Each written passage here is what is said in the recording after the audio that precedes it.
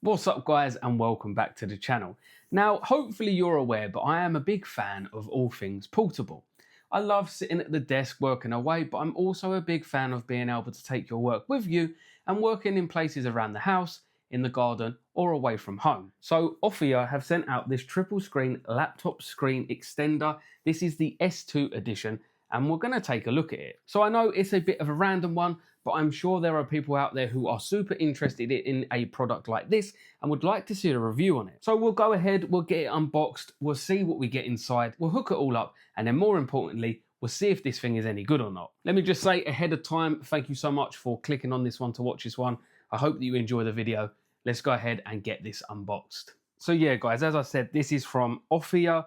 I believe that's how you say their name. It will be in the title, obviously.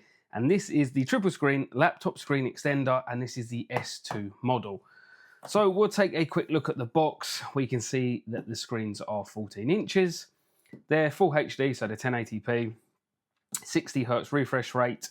There's a decent level of brightness and contrast here. And if we take a look at the back, we've got a couple of demonstrations of what the front looks like, fully extended, what the back looks like.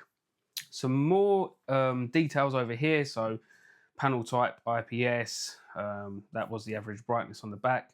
Type C, and it's got the currents and voltage in there.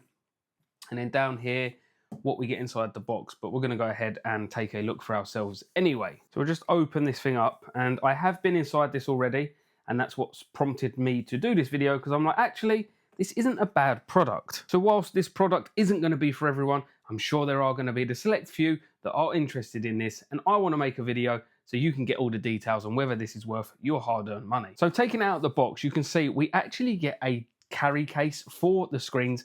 They are the screens inside there. You almost get this kind of like briefcase style carry case. There's a little part over here where you can put obviously all your cables or things like that.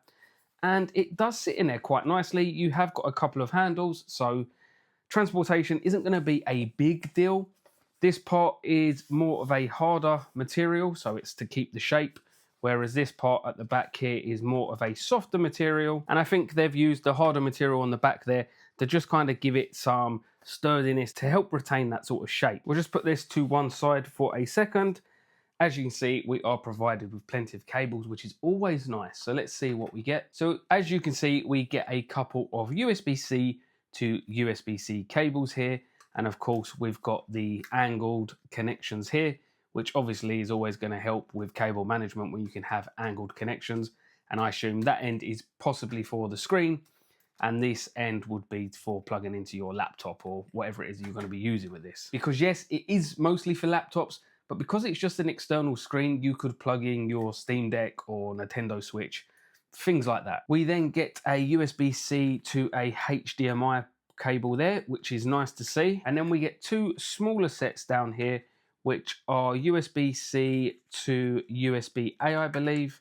Let's just take that out and confirm. Yes, USB-C to USB-A, two of those. So we get 5 cables in total, which is very nice. Take this part out here and we will take a look at the S2 user's guide. Now, of course, I'll be using this to just get set up, but we'll have a quick look on camera here, just so you can kind of see what it's all about. And of course, you can pause the screen if you want to read anything in more details here. There's a demonstration here on opening the screens and of course, how you connect it to your device, the opening sequence, the closing sequence, key definitions, because these do actually have built-in speakers, and there are a couple of buttons on each screen, but we'll go ahead and check that out in a minute. Just telling you how to get connected with a laptop, and then like I said earlier, here we are getting connected to a switch or something, and then a laptop using the other screen, or a mobile phone even. So there are multiple use cases for these monitors, some of the buttons in there, and just further setup guide. And then of course there looks to be a sort of quick start guide, save you diving into the manual. All right, so now I just want to take a closer look at the actual screens before we go ahead and put them on any laptop. So this is how they come straight out of the little carry case. There is a little sort of protective strap here, but I can just slide that off. It is Velcro, so you can undo it, but I'm just going to slide it off for now because I will want to put that back on at some point. Now, this is the screens completely folded up here. And taking a quick look here, this is probably one of the screens. You can see we've got some USB-C ports there. I imagine that's the same for the other screen. And then on the back here, you can see the model S2. You do have a little kickstand. Now this is quite cool, so check this out. So of course, depending on your angle and what sort of laptop you have it connected to, you are going to have different heights. Now this is adjustable, so watch this. So if we twist that, that opens that up, which allows this part to move down, and then you've got different choices on the height on what you want to have on this little kickstand at the back. So you slot that out, you pick whichever one is most suited for that laptop, just twist it, and that's going to sit in and just sort of prop your laptop up to hold the extra screens, because there is obviously going to add some additional weight. Now, let's talk about weight. This is apparently 1.6 something kilograms. I did check it out on their website. I'll put it up on the screen somewhere here. Now, it does feel relatively heavy. Like, there is a little bit of additional weight there, but it's not absurdly heavy. But this is going to put a little bit of strain on your laptop if you're not going to go ahead and use the kickstand, obviously. Now, again, depending on the laptops that we use, some screens are pretty solid and rigid, like MacBooks. And other screens, much like the probably LG Gram that we're going to test it on, is a pretty thin and flexible screen. So we will need to make sure that we're careful with it when going ahead and connecting it to our laptop. So we've got it laid down flat now, and I'm just going to fold this out one by one. So that is one screen there. Does it go completely flat? It does. That's nice to see. As you can see, there is a protective film on it. I have sort of peeled it back and just put it back on just whilst I was taking a quick look, just to make sure everything was okay. So that's why there were some air bubbles in there. A little bit of protective foam just to keep it safe whilst being transported. This is now the other screen, but however, as you can see, there's a little lip in there, and that's because to connect this to your laptop, there's a little bit of a spring system at the back, as you can see that, and that's how it connects. So when this is folded, to keep it nice and compact, you just fold that screen within the other screen, and it just sits behind that little recess, because otherwise if you let it completely collapse, as you can see, you wouldn't be able to fold it up. So we'll go ahead and just unfold that one as well.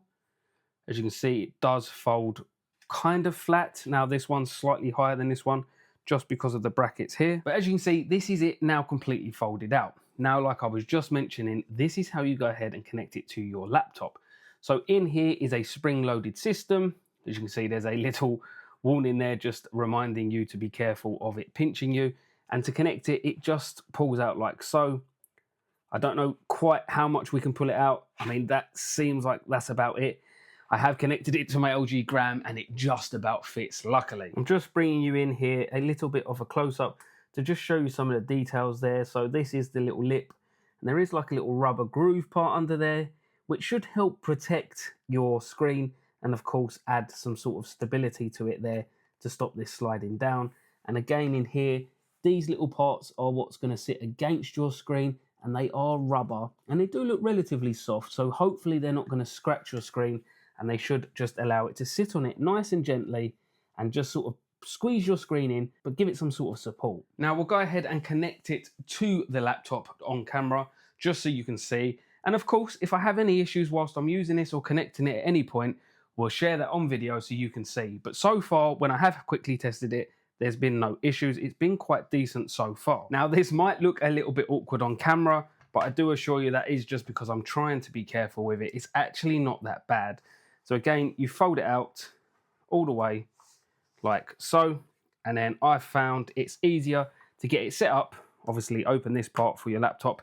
Now this just about fits my laptop size, so I would recommend making sure that your laptop fits. My laptop that I'm using is the LG Gram, and I believe this is the 16-inch version. The screen itself is quite a thin and flexible screen. As you can see, I can actually bend it with my fingers. So because this is spring-loaded, it does put some pressure on it. So you do need to make sure you keep it straight, because otherwise you're just going to flex and bend your screen. But once your laptop is on and the screens are folded out, this is now where you're ready to connect it. Now I've found the easiest way is to just grab it at the top here, extend it as far as it can go, and simply slot it in and almost just slide it down like so. Just keeping the screen nice and secure, lifting it out when you need to get it over that hump, and it will then just sit on it just like that. Now the kickstand isn't out at the back. The screen is holding the weight of those monitors right there. But if I come to the back and I just open up the kickstand, I'll put that on the lowest setting like so, open that out, make sure it's at the back. But that is now the kickstand out. And to be honest, the screen is actually holding it without the kickstand even being there. So that's pretty impressive. Big up to the LG Gram. It's at this point you're going to want to take whichever cables you're going to need to connect it to your laptop. So in this instance, this has two USB-C ports. So these are the cables that we're going to use. Now these are the ports here on the screens that you're going to connect to your laptop.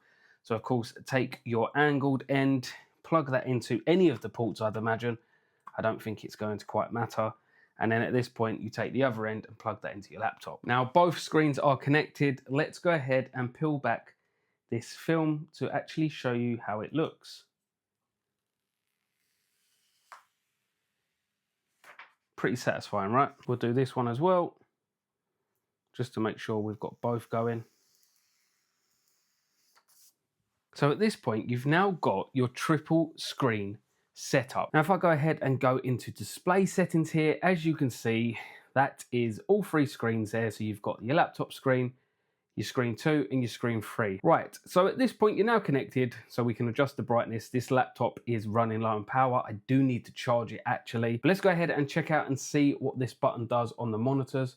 So if you just go ahead and click that up. So we do get some color options. So let me just bring you in. So each monitor looks to have its own color options. Right, so it's press and hold for 2 seconds to return. So if we want to return, you press and hold, there we go. So you've got color temp in here. What do we have? OSD settings. We've got some other settings, FreeSync, HDR mode, clone, auto power down, signal source, volume, low blue light, and mute options. So not many options, but a few options in there. We just press and hold that, then that goes away. These are the settings options inside the advanced display area. As you can see, it's 1080p, 60 Hertz. You've got the bit depth, color format. You can choose the refresh rate, but obviously we're on 60 Hertz. I'm not sure what 60 Hertz interlaced is, so we're just going to stay on that right now. And color space, as you can see, we're on SDR. There was an option, I believe, on HDR in there, but we didn't toggle that on, and that will be the same for the second display. So you can see up here, they are called S2L for left, obviously, and S2R for right, obviously. Now at this point, I'm not really going to teach you how to suck eggs. I mean, you're going to come up with your own use cases on how you actually want to use these things, and it's going to be down to you on what sort of work you want to do. But they do seem relatively decent for what they are. As you can see, this one has all the brightness turned up and this one does not, and I can see a clear difference. Now it's not massive, like this is brightness all the way up, and it's not that much brighter than this one, which just goes to sort of show that the brightness levels are actually pretty decent without any adjustment anyway. And of course, we can have it completely flat. Again, it's kind of depending on your preference. Realistically, if you're going to be sitting here working, you're going to kind of want it closed in on you a little bit to kind of give you a little bit of immersion whilst you're working. You can have your text editor over here, you can have your browser over there, and whatever else. Again, it all depends on what your workflow is. This was more a video to just get it set up and see actually how good they are. There's been no damage to the monitor so far, or the laptop screen, sorry. We will take it off on this video and double check and just make sure that this hasn't caused any scratches or dents or anything like that on the screen, just so you, again, I'll do the testing for you so you can go ahead and be certain that when you're ordering a product, I've done the testing so you won't have to. The only annoying thing for me are the cables, but I mean, what can you do at that point? You can't magic cables away. I would potentially like to see shorter cables, and it would have actually been a good idea if there was almost some trunking almost on the area on the back, maybe a couple of clips on the screen or even on the body that you could clip the cables onto so they're not sort of messy on your desk. But then I guess at that point, you're now reducing the ability to have this folded completely flat, or not completely flat, but folded flat. So I guess that's why they haven't done it. So I've just gone ahead and put one of my own videos on just so I can show you the speakers to avoid any copyright, of course. So this speakers currently are set to the laptop. However, you clicked this video because you wanted to see about this portable remote working station. That's how that sounds. Now, when you go into the settings down here and want to pick your speakers, you can only pick left or right. Now, for some reason, left is showing up twice. I'm not sure why, but for whatever reason, you can't seemingly have the sound coming out of both speakers at the same time. Maybe you can figure it out, but from me looking and quickly doing a quick test, I couldn't. So you can either pick left or right. Now this is coming out of the left speaker. So that is the left monitor there. So if I go ahead and turn the volume all the way up, we'll see just how loud it can get. And I'll turn the actual system volume up. That is 100%. So this is as loud as it will get.